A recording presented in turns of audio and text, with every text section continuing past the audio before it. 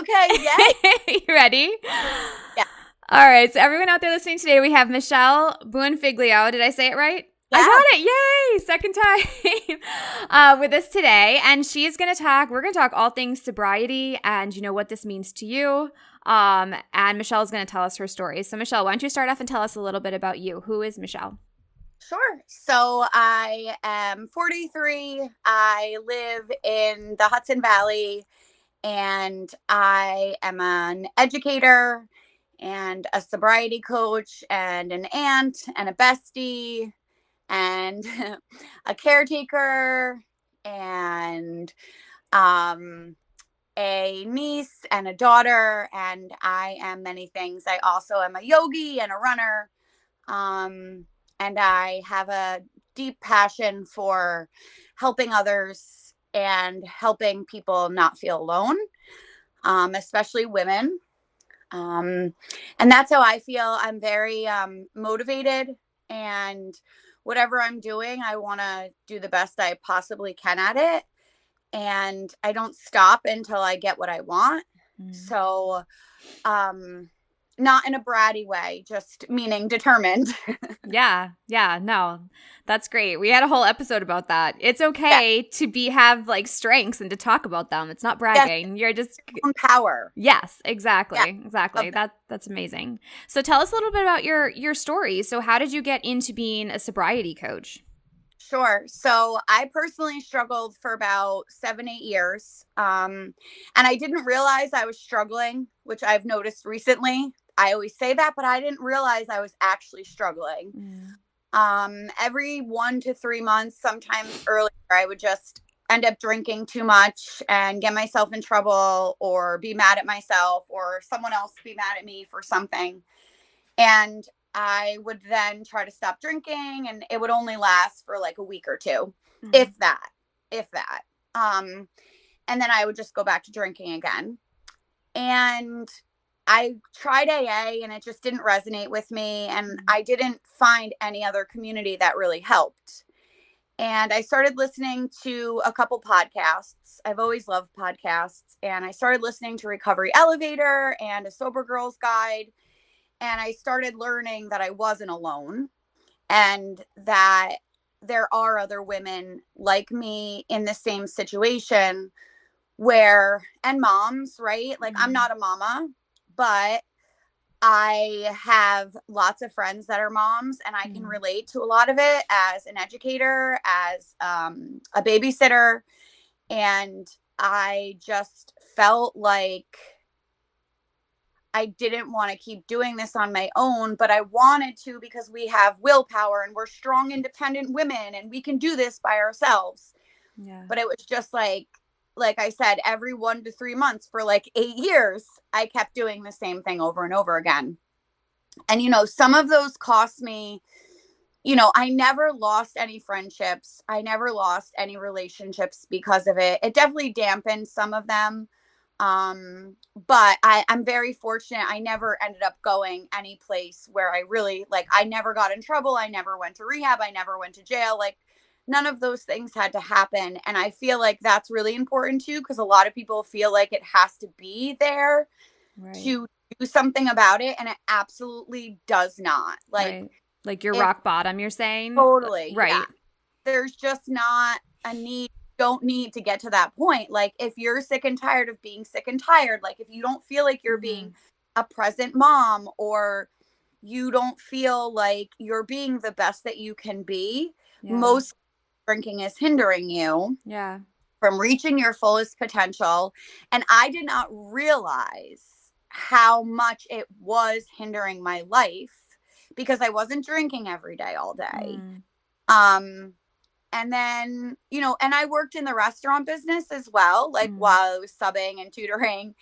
And so that definitely didn't help, but I was around a lot of people that drank a lot anyway. Yeah. But with my career, I mean, of course, there are people that drink. And that's the thing. Like, it doesn't matter who you are. Like, whether you make $1 million a year or you make like $5 a day, like it doesn't matter who you are. Anybody and everybody can struggle with don't really like to use the word addiction, but Mm. it is an addictive substance, but it's so socially accepted Mm-hmm. that is the biggest thing. Yeah. Um, and that is where a lot of people struggle so much because there's so many events that center around it Mm-hmm. until you find the non-alcoholic space. And then you're like, oh my gosh, like this is amazing. This is what I've been looking for all my life. And I didn't realize. Yeah. And I'm very like, at first I felt very like shame, a lot of resentment, like a lot of Mm-hmm. disgusting, like I'm powerless over alcohol, but I'm not. Mm. Like we are not. Like we have the power within us. Like this is how I personally feel. Like I'm not. Like I am my own person. I am strong. I make my own decisions. Nobody makes my decisions for me. I may have felt that way, Mm-hmm. but not what I am or who I am. I also don't resonate with words like alcoholic or addiction Mm-hmm. or those kinds of things because like I'm numerous things, but to me that is not one of the things I call myself. I Yeah. love the sober. I love booze free, spirit free, those kinds of things as far as like drinks go because I love mocktails and all sorts of fun drinks like that. So anyway, so I got a little sidetracked. So back to the That's okay. podcast. Yeah. So recovery elevator and a sober girls guide, those really were influential to me. And I would listen to them privately by myself. Mm. And I just was learning a lot. Like at the time, he's my husband now, but at the time he was my boyfriend. And one of the things is like he would say, like, I would say, okay, I'm not gonna drink. And then I would say, like, okay, I'm not gonna drink. And then a few days would go by and I would drink again. Mm-hmm. And he would always say, like, every time I would say I'm not drinking, he would be like, what's different this time? And I was like, he doesn't believe in me. Yeah. However, right? Like, if you're saying the same thing to people all the time, Mm-hmm. right? Like the boy who cried wolf, that's not what I was intentionally doing, Yeah. Yeah. right? I wasn't doing that like on purpose, but I didn't realize, like, of course he's going to feel that way, Mm-hmm. right? You tell me, like kids at school, right? I don't have my AirPod in, Miss B. Yeah, you can see their AirPod. Miss B, I don't Right. have my AirPod in. You could see their AirPod, right? Miss B, I don't have my phone on me. You could see it like hanging out of their hoodie. You know, and if they say that all the time, but then like one day they actually don't have their phone on them, Yeah. you are very surprised by it because it's something that you're so used to them doing all the time. Right. Right. So I understand. And that was one of the things, like, I'm telling you this part because this was one of the things I learned on the episode. I was like, oh, so there was this mom and she was talking to her older son and he was 18 and she had finally stopped drinking at that point. Mm. But her son had grown up with her drinking all the time. And again, not every day, all day, but at birthday parties or at the soccer game or Yeah. like and like, it becomes like this norm to this kid or to our kids. Mm-mm. And finally he said to me, like, he said to her, Mom, what's different this time? I've seen you drink for 17 years. Like, Yeah. why is it different this time? And that was a big eye opener for me. Yeah. And that was why those podcasts really resonated, because I would hear little things here and there that would just resonate with me. And I'm like, oh, when you hear it from somebody else. Yeah. Well, yeah, not your partner too, because I feel like sometimes you do have to hear it from someone else, right? To really like understand what's going on. Now, so these podcasts, is this what kind of pushed you towards sobriety? Okay. So like being aware of what's going on. Be aware. I think that's the biggest thing. Yes, being aware. I didn't stop drinking at all at that point, but I definitely became more aware of like how it was affecting other people. Okay. And so then in the beginning of 2020, actually in the beginning of the pandemic, a couple things had happened. So Jessica from Sober Girls Guide had started doing Zoom meetings once a week. And it was just like, come hang out, come talk to other women. And yes, it was about like drinking, but it was just like a cool conversation between women and like women all over the world. And there was maybe like 10 to 20 people on every call. And I have no problem talking. But like, even if you want to go to these things, you can keep your camera off or any kind of those kinds of things. Like, Yeah. you don't have to speak, you don't have to turn your camera on. Like, just being there and just listening is really all that matters. Um, because you're going to learn something and you're going to feel less alone. Yeah. So this specific Zoom, so one of the things that, and we would just be like, what are you drinking? And I might like, so here's Liquid Death, right? This is a seltzer you can get at any gas station, but like, this is like, say I'm drinking this, okay, whatever. So anything, or like Curious Elixirs, Yeah. like they're a really fabulous non-alcoholic company as well. So that's what we were doing. We were just like having non-alcoholics. It could be a LaCroix or just a seltzer, whatever, water. And so then she started sending us like recaps of the Zoom, and then in there would be these non-alcoholic drinks that were new at that time in the beginning of 2020. So like Mingle, Athletic Brewing Company. So we're talking mocktails. These are mocktails? Yeah. Okay. Okay. And some people, you know, and we could say mocktails, booze free, spirit free. Yeah. This is not your Shirley Temple or your like Heineken Zero from like the back of the cooler. Right. Because that's the other thing. Like when we would go out, when my husband and I would go out and I would want something non-alcoholic, because I just love this whole thing. I love this whole like let's like still have a yeah. fun We talked about this. Like you need something in your hand type of thing. Yeah. It's like it's more of like a habit. Like you feel Yeah. out of place. Yeah. Yes. Yeah. And even though I'm very social, I'm Italian, I talk with my hands, it's still like something is missing. Yeah. So when we would go out, it was literally like a Shirley Temple or like a cranberry with seltzer. And I personally wanted something more than that, but I just still felt like this sucks.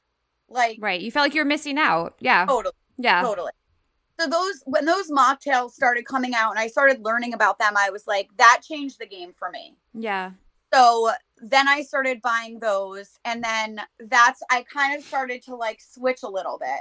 So I was still drinking, and like, but I would, you know, alternate a little bit with those non-alcoholic drinks, and still felt like very bougie.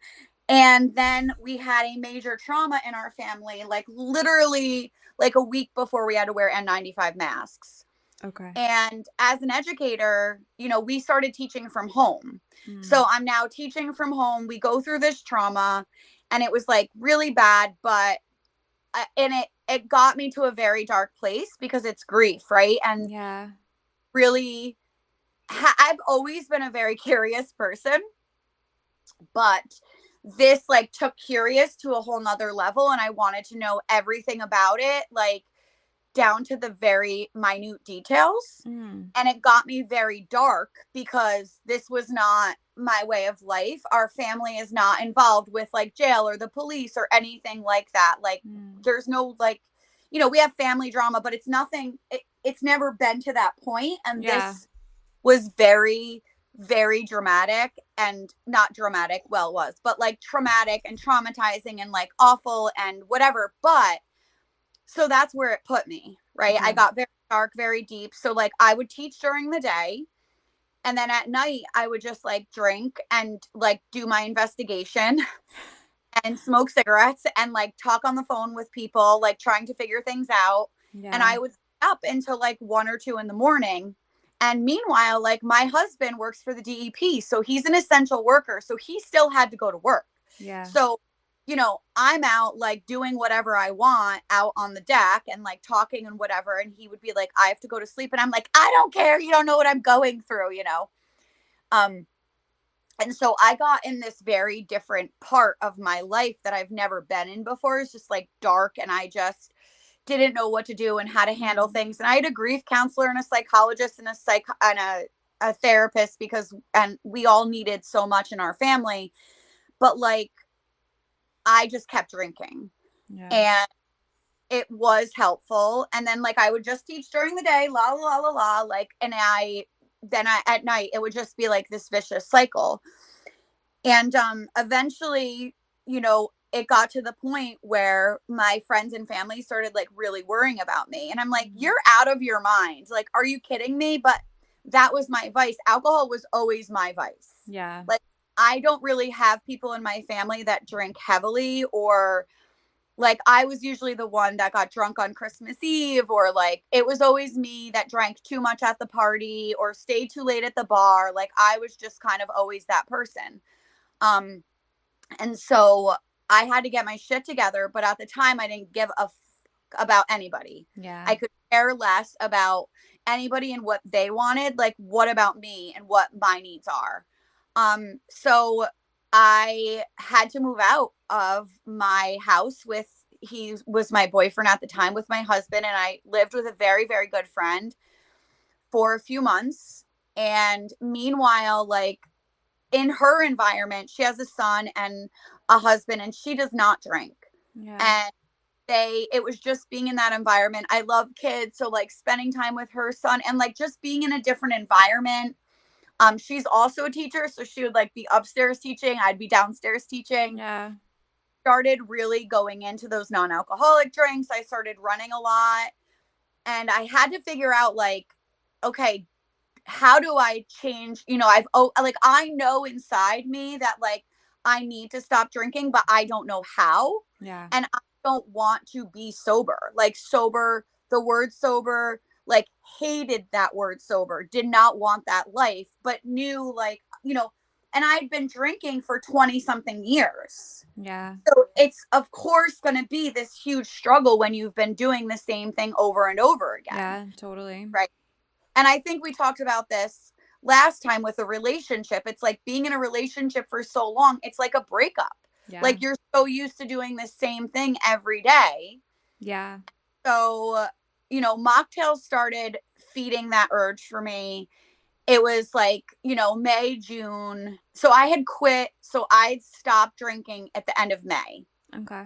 I had basically like an issue where I had gone to a party where people didn't really know me because I didn't want to be involved. I wanted to like forget about what was going on in my life and like be around people that I like, their acquaintances. They just weren't like super good friends, and I was like, Yeah. this is good. I'll go meet new people. And it just like made it worse because someone made a comment like, oh, are you the girl that their mother, blah, blah, blah. And I'm like, oh my God. Like, Wow. so then I Yeah. started drinking more. And then, I didn't make good decisions for the remainder of the night. And the next morning I woke up and I was like, what am I doing? Yeah. So that was your Like, breaking point. yeah. Okay. Because I had such bad decisions the night before. And when you stop drinking and you start drinking and you stop and you start and you stop Yeah. and you start, like those are like those mini lessons that are going to get you to that final, right? Like when you're running a marathon, you can't just run 26 miles right away. Like you have to Yeah. build. Yeah. Yeah. And I feel like that's a lot of what sobriety is about, where you're like building up and building up. Like, okay, I have a few days there, few days here, few days here, maybe a week here. Maybe I tried dry January. And then you see how you feel. Like that's the thing. Yeah. When you see how you feel when you're not drinking, oh my God. That's like, what I was going to ask you. I was going to say, like, once you stopped started getting those times where you weren't drinking and you were starting to break that cycle, did you see a huge change in your life and like your health? Little changes, like just waking, like little changes that turned into big changes, but like little changes by like just not being hungover in the morning. Yeah. Was like a brand new day. Right. Right.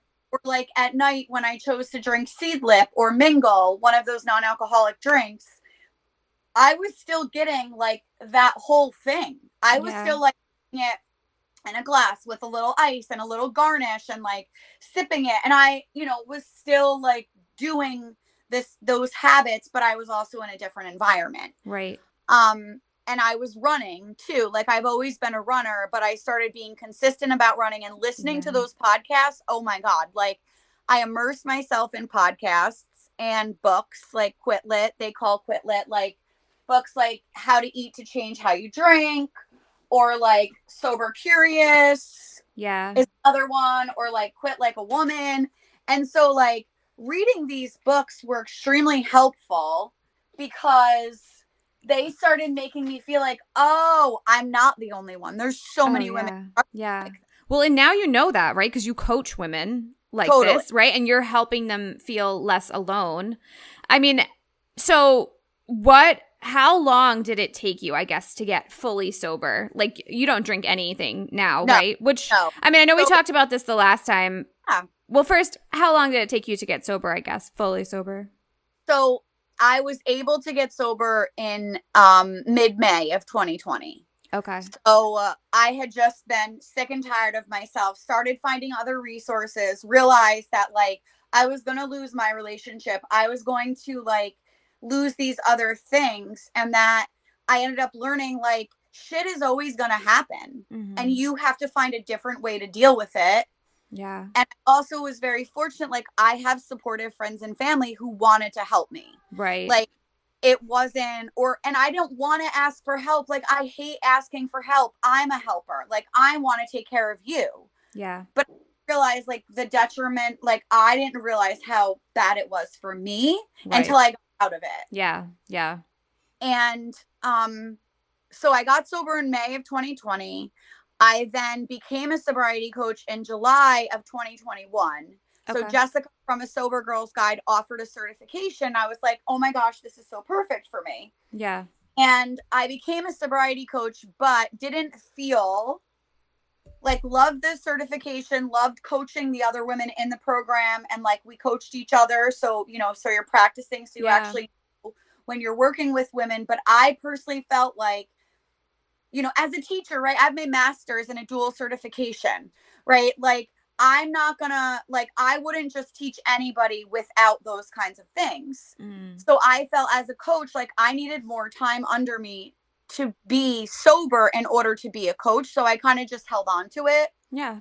and didn't really know what to do with it. And I stopped also, I wasn't cocky, but I kind of stopped listening to podcasts and like not immersing myself so much in quit lit and the sober world and like sober curious. Like I was following a ton of people on social media and learning how big the community was outside of AA because there's so many other programs and communities and Dry January and like This Naked Mind by Annie Grace and all of these other things that were helping me. But I just kind of like said I can do this on my own. Mm. And then meanwhile, when I was sober, my husband proposed to me and we got married Oh, wow. within 8 months. Wow. And that is huge because we were together for like 12 years Oh, my goodness. before that. Right. And what had happened was after I lived with my friend, right around that time, so that was May of 2020 that I had lived with her. And then in like September of 2020, I said like, okay, I need to get my own place, whatever. And my husband and I had never stopped talking. We had like a couple days that we wouldn't talk, but we still were like, how do we figure this out? And I Yeah. also had to learn, am I stopping it? Do I want to drink? Do I want to stop drinking because of him or because of me? Yeah. And that was a big thing because I thought it was because of me, but I needed to confirm that. Yeah. Right. And so I remember it was August of 2020. So at this point, I had been sober for 3 months and we had a conversation because I was looking at an apartment and I was like on the cusp of signing the lease. And I either was going to move back in with him or I was going to sign this lease and live on my own Yeah. and like figure out my stuff and figure out what I needed for the next year. Yeah. And it was very scary, but I knew in my heart, like, I felt like if I moved back in with us only being apart for 3 months and like being in that environment where like it reminded me of my mom and like that's where I got really drunk and like all of these things where like that was my habit and routine, that I was like, if I take this apartment, like I've never lived on my own. Yeah. Or no, I don't. Yeah. Like it was just a really good eye opener for me. So I did. I said like I need to move out. I mean, he ended up staying with me quite a bit. Right. But it was like, still yours. It was yours. It was still mine. Yeah. I was still independent. Like I would run, like I would do the things I needed to do. And so that was like, and I know a lot of women actually that have done the same thing. And I felt like, I feel like when I tell people that, like, I had to move out, like, I feel like a loser, but you know what? Like, I would have done the same thing. Like, you know, my husband said, I can't live like this, but I would have done this. I don't know how he, honestly, I don't know how he, like, when I look back at all the shit I did, like, I don't know how he dealt with me and put up with me for all that stuff that I did, Yeah. because you know, but love is love, right? Yeah. Yeah, And totally. I Do ended up living, go ahead, sorry. Oh, no, I was just going to ask you, do you think so taking that year to yourself, like, so when you're coaching women as well, like now, do you feel like taking that time and kind of looking within, is that really what was like a turning Oh my point for God, you? yes. Okay. Because one of the reasons why we drink, and people don't realize, I mean, I didn't realize what I was doing. Like, it was helping me because I was sad, because I was anxious, because I Yeah. was, because it's your birthday, because it's like sunny out, because it's cloudy out, because it's raining. Like, I didn't Yeah. need a drink, but then I ended up learning, like, I was doing it to mask the anxiety that I had Okay. So for it was all my like childhood. covering up emotions almost? Okay. 1%. Okay. 100%. But then when you have to start feeling your feelings, Yeah. and Yeah. that's what, like, is so hard about sobriety. You have to start feeling your feelings, and that's what's really scary for people. Mm. And it's an easy mask just to drink. So that was why it was hard. Like, I was always a runner, so that's one of the big things I tell people, like, what are your hobbies? You Mhm. might not have any hobbies, or you might not think you have any hobbies because you've been drinking Yeah. for all that spare time. But, like, spending time with your kids, like, Mhm. presently spending time with your kids, Yeah. like cleaning the house, Yeah. like watching a movie, like taking a bath, like doing a mask, like, you know, getting into those things that you did when you were a kid. Like, I loved Yeah. riding my bike when I was a kid. Like, it's like freedom. It's these, Right. like, it's this freedom that you don't realize you don't have until you have it. Yeah. Well, I It's think you can be social in different ways, right? Because I mean, I don't know if you come across this a lot, but when you're coaching people, do you find that they think they're going to have to be like isolated and alone and not be able to go do anything type yeah, of? so did I. Yeah, Right. So there's a lot of yeah. other things you can do. And Oh I my think god, what you there's said about so many. finding yourself is like you really have to start to be comfortable with yourself to be around other people to not have that alcohol covering up the anxiety of socialization, I guess. I don't know. I mean, we're just used to having that. But I Yeah, like you're what you said about being a kid because right. when you're a teenager, you don't have that, right? So you're going into Mhm. these big groups and these events, even when you're younger than that. You're not covering it up with alcohol. You're just comfortable with who you are. So Yeah. somewhere along the way, you get uncomfortable, and that's where the alcohol comes in to kind of ease that Or anxiety. drugs or whatever else. Yeah. Right. Right. Because most of us are introduced to drugs and alcohol, like, right? Like early Mm. teens, late teens, beginning 20s, and then that's it, right? Yeah. Like, Yeah. I have taught elementary. Then you get into middle school and kids are like uncomfortable with themselves, and then Exactly. they start Yeah. drinking, and Yeah. you know, and Interesting. So, I mean, when people come to you, so moms, women, whatever, so mhm. are they trying to get completely sober, or is like does Not, sobriety mean different things to different people? I guess is my yeah, question. exactly. It means different things to different people. So I have a few different, like, so I have a client right now where her husband is drinking all the time and she's Mm. struggling with that. So we're working together on how she can live with him and how she can still take care of herself, and does she want to stay with him, and Mm. strategies and things around that. I have another woman who said and this is one of the things people struggle with. So, like, I have this one woman who says, like, nope, nope, nope, I'm not going to drink. I'm not going to drink. I'm not going to drink. And then at night she gets a drink.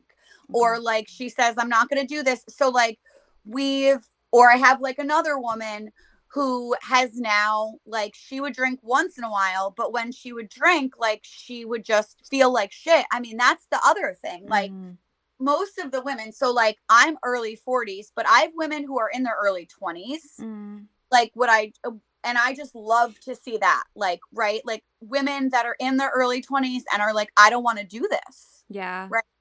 And I have women who are in their 30s and 40s, like, full-time career, like, Mm. very put together, like, kids, like, it doesn't matter.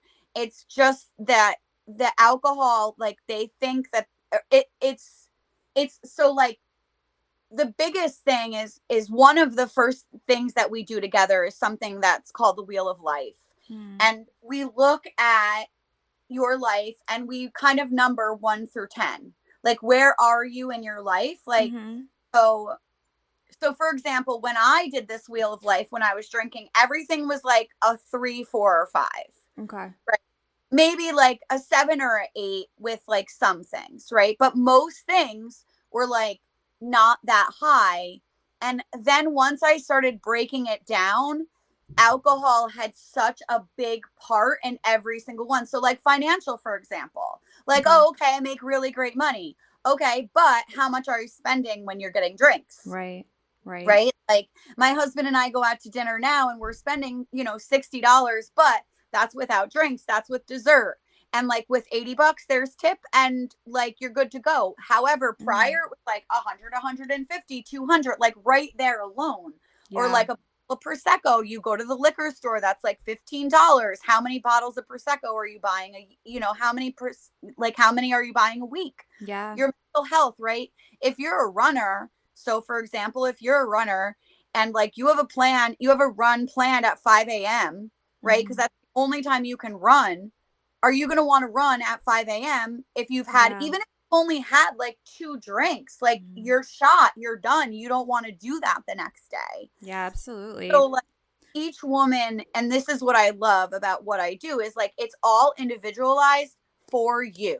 Yeah. Like, I have this woman who works in the city and like she would walk to the train every single day. On the way to the train, she'd stop at the liquor store. She lives in the city. There's 57 places to get alcohol on the way home.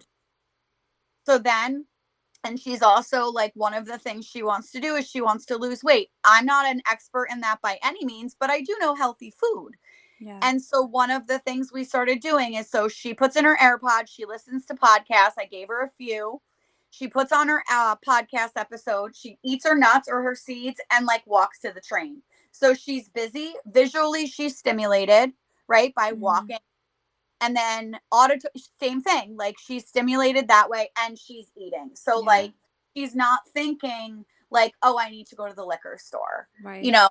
I have another one who like had some drama with her family and like ended up on the way home, so she drank. So that's the other thing, like, it's okay, right? That's the other thing. Like, let's say you have 2 or 3 days and then something happens. Well, this is the thing, like, you don't suck. You are a human being. You are living, right? You are not shamed by any means. The fact that you're coming back and saying, hey, like, this didn't work, what can I do next time? Right? Doing that research.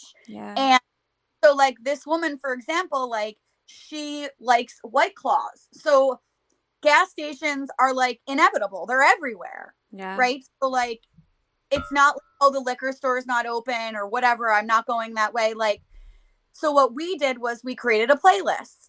So another way to like get her emotions and feelings out while she's in the car, right? Or like we do meditation, or talk about yoga classes. I have another client who like loves hot yoga, and she, so we kind of changed her routine up a little bit. So now she does hot yoga like 3 times a week.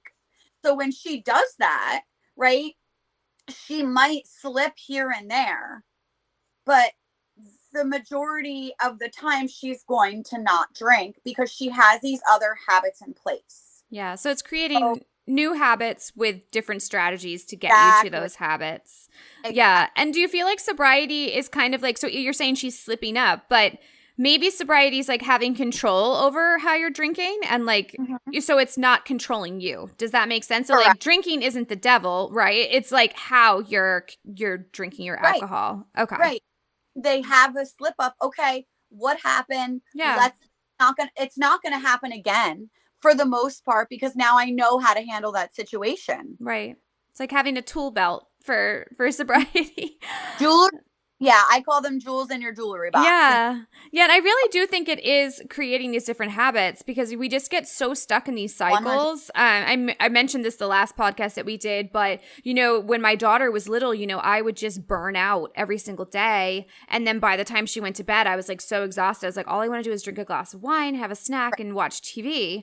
And I thought that's kind of like what moms were supposed to do, So that's why I was doing it. But again, it was a cycle, right? So like I'd wake up exhausted, get burnt out again by the end of the day. So I really had to become aware of it, like you said, and then change those habits for something positive that made me feel good still. And then once you do feel good and you wake up and you're so much more productive, it's like, what am I even doing? Like, Right. I don't hate alcohol. I like a glass of wine here and there, Yeah, whatever. totally. I just Right. don't want to be doing that every day. I want to enjoy it in a different way.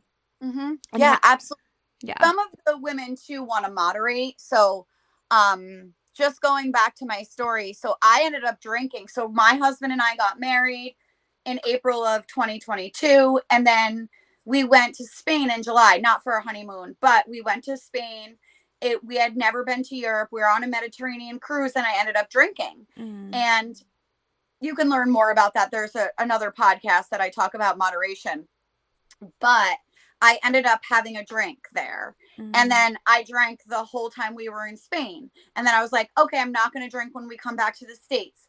And then I started drinking again when we came back, and not as much and not as often. And then in December of 2022, I had a big shit show. And then in February of 2023, same thing. And I was like, that's it. Like, I cannot live my life like this. So you and felt like you couldn't moderate? Is that what you're saying? I thought I could. Okay. I thought I could, and I didn't anymore until where like I ended up getting very drunk and someone else had to drive me home, and there was a little bit more of details to the story where it was like awful and disgusting. And then I was like, what am I doing? Yeah. Like, I don't need to do this. And because I had sobriety behind me, that's the other thing. Like, I knew what my life could be without drinking. Yeah. Yeah. And there were times, and like, do you trust yourself? Like, that was like 1 in 10 times that I would drink, or even probably less than that, like 1 in 3 times or 1 in 5 times. I don't know what's going to happen. Yeah. The plan is just to have one glass. That's always the plan. It's never to have a bottle. It's never to get out with someone that you don't know. It's never to like drive. It's not. Your intentions are not. I mean, I think we mentioned this before too, because it's like almost like the same thing with food, like how one person can eat one cookie, but then another person has to eat the whole bag. So 100%. I can totally see that with alcohol as well, 100%. And your environment and like all of that when it like around the drink or whatever. But yeah, I mean, I think moderation works for some people and for others it doesn't, and that's just the way it is. And I love the way, and yes, exactly. So like, I love that you just brought this up. I don't know if we talked about this last time, but I'm very fortunate. I've never had to struggle with my weight. I'm very fortunate. Obviously I have other shit that I have to deal with, but so I used to, I'd have friends that were like losing weight or whatever. And like, they'd be like, oh, I can't have this cookie. And I'd be like, oh, just have one cookie. Yeah. Right. I always say that to them. Yeah. And now I've learned, like, what if somebody said to you, oh, Michelle, just have one glass of Prosecco? Yeah. Okay. Yeah. We might be in trouble if I have a glass of Prosecco, because most likely it's not going to be one glass, and we're going to be in trouble. So it's really just like, what's your vice? Like you said, alcohol is your vice. Like for me, it's sugar. Sugar, I can't just stop at one. Alcohol, I can moderate. But yeah, so I think it's just so unique to each person. Absolutely. And I just eye-opener too. Yeah. I love your examples of like your clients too, because it's something different for each person. And I think that's the same way with food, with exercise, all this stuff. We are unique human beings. No one is perfect. And, you really just have to customize it to where you're at right now and what you need in this season and like what's going to work for you. Yep. 100%. What would be your advice to women out there, whether they're a mom or just like really having some issues with alcohol right now? What would be your advice for starting? I would definitely say, no, you're not alone, number one. And I would start by, if you're not ready to do a discovery call with me, because it's free and it's me and you, and you're literally just telling me where you're at. Mm-hmm. If you're not ready for that, just Google like sober curious start following people. Like if you're on social media, like start following people and, maybe find a podcast like a Sober Girls Guide and like women empowerment. Like that's the other thing. Like a lot of that self-help with women, like your podcast, and like there's so many others too. Like Mel Robbins is a really great one. And just like, and also think about like, what do you enjoy? Right? Like, what are you getting out of alcohol? Like, is this really satisfying you, or is it more of a habit? Yes. Right? You have like one glass you usually go to. Do you have that one wine you usually go to? Like, just becoming aware of like what you're doing, and do you really want this? When you want to go for a drink, well, tomorrow I'm going to feel like shit. I have something to do tomorrow. Like, those are the kinds of things. And like, when you start like just kind of bringing your awareness to like, oh, do I really need that? Do I really want this? Is this something I have to do? Sometimes like, people say like, I'm going to be the loser in the corner at the wedding. You're absolutely not going to be a loser in a wedding. Yeah. And one of the things that I tell people, like, you can order a mocktail, you can dance, you can eat, like, you can go socialize, or like even prior to that, my question is, do you even want to go to the event? Is this something you have to go to? Like, do you need to put all this shit on your plate? Like, is this something you have to do? Your kids, okay, maybe you only allow like 30 minutes of screen time a day. Okay, you know what? Mommy's extra stressed. I might give you 10 extra minutes on screen time. Like, is that really that detrimental? Does that like, where are you at? Like, giving yourself like that grace where like, in the beginning for me, like I ate a ton of sugar. Like I was spending a ridiculous amount at this amazing bakery called Sweet Maurice's. And but it was like, and I was getting my nails done because I had more money. Yeah. Right. Yeah. Like, and I would go get my hair done, or like these little things, or go for a walk during lunch at work. Like I work in a school, and I could sit at my desk all day on my breaks. Yeah. But like, I can also get up and go outside and get some fresh air, like walk your dog. Like that's there's something magical about just getting outside, getting outside, all of it, the vitamin D, everything. Yeah. Course, you don't need to take classes and like change your whole life, like little micro changes, little baby changes. Like now I get up early. Like what? Never. I see the sunrise now. That was something I would see maybe like twice a year. I literally see the sunrise every day. Yeah. It's insane. Like I read now, like all these things. So that's what I would say. So like, I remember like prior to when I stopped drinking, like I would say like, one day I'm going to do this. One day I'm going to run a marathon. One day I'm going to go to Europe. One day I'm going to do this. Well, for some reason, when you stop drinking, all these doors open up. Like, it's like, the best way I can describe it is if like when you're hungover and you feel like crap in the morning, you know how like slowly, like during the day, you start to feel better. That's how it's like, you start finding shit. You start remembering things better. Like, start like keeping yourself more organized because you have time. Like time and energy, right? Like, you have the energy. Yes. Boredom. So people are bored in the beginning of sobriety because like, I'm going to have a drink with dinner. I'm going to have a drink while I'm putting my kids to bed. I'm going to do this. Like, you're not realizing like how part of this routine your drink is. Right. But then like, you can actually like lay in bed with your daughter and like read her a book. You know, or her 3 books, because you don't need to get downstairs to that second glass of wine. Exactly. Well, I told you that was a big part of it for me. I had kept losing my patience with my daughter because I was tired. And you are thinking about like getting to that time by yourself. But I think a lot of times you have to take a look at during your day where you're not taking care of yourself. And that might have to do with alcohol, or that might have to do with, did you rest today? Did you get the sleep that you needed? Or did that glass of wine really affect your sleep? Did you work out? Did you do something for yourself? There's so many things that when you get to the end of the day, if you're, binge eating or drinking alcohol or all of these things, what happened somewhere along the line to make you feel like you needed to do that at night? And it's like really getting in touch with yourself. Like you said, when you did that 1 year by yourself, it's like, what did you find out about yourself? Oh What can my we find out about ourselves when we're not drinking? God. What's causing us to want to Yeah. do that, So much. And I also think like it's so important too to like say like I don't have time. Mhm. Bullshit. Like you need Mhm. to make the time. Mhm. Like whether you're a mom or not. And listen, I know we're all busy. We're all Mhm. busy. But you need to make the time and write it in your calendar. Like 10 minutes I'm going for a walk on lunch. Mhm. Like 10 minutes like I'm taking the kids to the Schedule playground. it. Yeah. Schedule it, put it in your Mhm. planner, like put it in your iPhone. Like that is one thing that I will say. Like you had to, if I wanted to sit at the computer and do my sobriety coaching, I could sit here all day. If I Yeah. want to sit here and do teaching stuff, I could all day, but that's not what I'm going to do on this weekend. Yeah. Like you choosing to do that where you're not realizing that you are. Like, Mhm. okay, maybe you don't have time to go to the gym for an hour every day.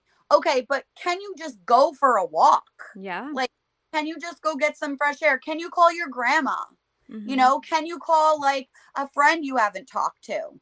Yeah. Like talking on the phone, socializing, and then also like the other thing too is like look at the science behind alcohol. Like Mhm. that was such a big eye opener for me. And like Yeah. This Naked Mind by Annie Grace, you don't even need to get the book. Like just Google stuff, Yeah. like I mean, even or knowing what alcohol does to your sleep, I oh specialize my in sleep, god. but like just knowing what it does to your sleep and like how much better you're going to recover if you don't have a glass of wine before bed is like insane. Guess what you're missing? If you Mhm. don't drink, you don't have that anxiety at 2 or 3 in the morning. Mhm. You're not being like, what did I do last night? Why did I do that? Who left the dishes in the sink? Oh my Mhm. God, did I feed the dog? Did my daughter brush her teeth? Did my son did I like you could pack his like uniform the day before instead of Mhm. like rushing around in the morning. Like you'd have Yeah. time to do those things. Yep. So Yeah.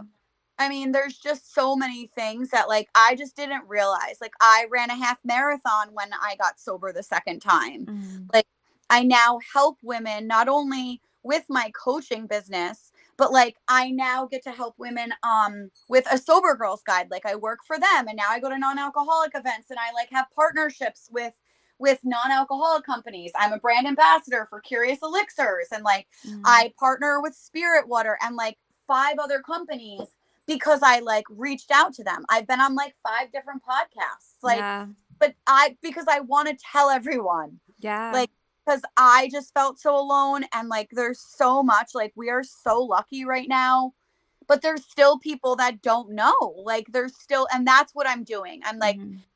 just check it out. Like, and listen, mocktails might not work for you, and that's okay. Like Yeah. you prefer cranberry seltzer in a wine glass. You might prefer just cranberry seltzer. Like so many bartenders are there to help you.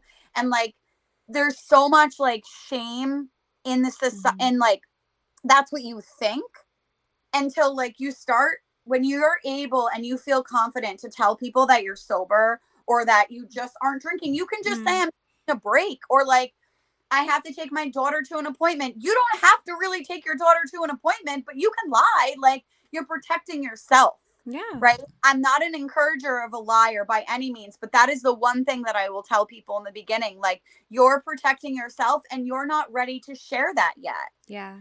Yeah. and you might have to change certain things. Like I did stay home for like the first couple weeks because I knew that like I would go out and drink. And like, what if you and I, Megan, go out to drink and I'm newly sober, but I don't tell Mhm. you that, right? I'm just Yeah. not drinking. I'm trying this and I've been feeling really good, but I'm not telling you that, right? We're Mhm. out, we're talking about work drama. And you're like, you order your drink because that's normally what you and I do when we drink. And then you ask me if I want to drink. And without thinking, I'm going to say yes. Or even with thinking, I will say yes because I don't want you to know that I'm not drinking. Yeah.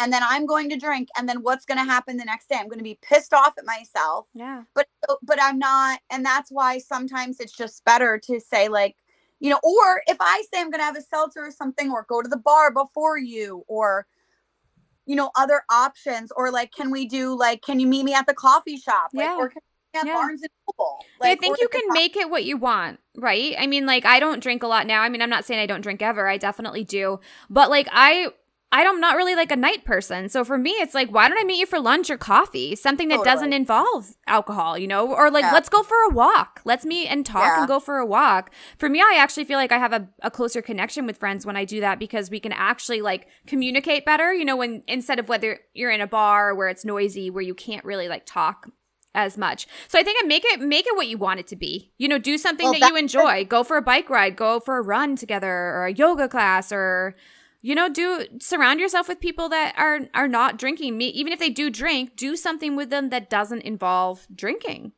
you have the power. Yeah. And that's what I think we don't realize, because we think that there's nothing else, because that's all we know is drinking. But like, when I was drinking, I'd not want to go someplace. Like, I'm having this event at Lux, and like, there will be alcohol, but I'm also going to be there having with the Curious Elixirs. And a friend of mine texted me, and I told her about it, and she goes, I love you, but I can't come to this event. And I was like, what do you mean? And she was like, there's not going to be any alcohol. I was like, there will be alcohol. But it was and she goes, oh, well, I thought you're the sober it girl. And I was like, well, thanks, girl. And I love that. But there will be alcohol. But it was so interesting, because that would have been me too. Fuck that. I'm not going there. There's no alcohol. Right. Right.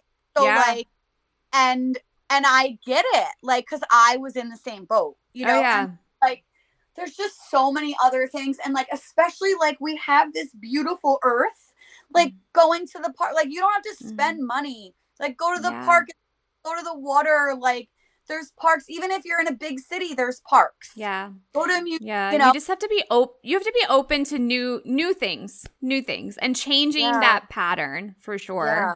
And it will change. It takes a little bit, but it will. Yeah, it definitely will.